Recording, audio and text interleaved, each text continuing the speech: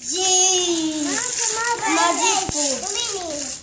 aí, professor, pode colocar areia?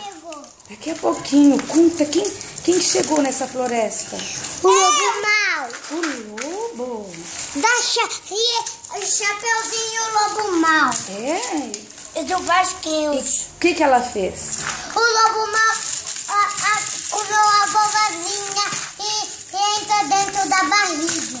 Nossa, não chegou ninguém para salvar? Eu vou pegar mais graveto no pai. Não precisa. Vem cá, vamos salvar a vovozinha. Faz a cabana aí. A cabana. É. A cabana tá fechada. Olha aqui.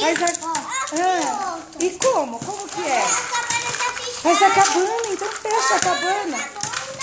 Ai, a cabana vai ser um monte de... Papai dizendo que a luz gastou. Gastou. Então faz para salvar a vovó. Não, deixa a vovó. Então faz. Vai lá e arruma. Tá salvando a vovó? Tá. Que legal. Eita.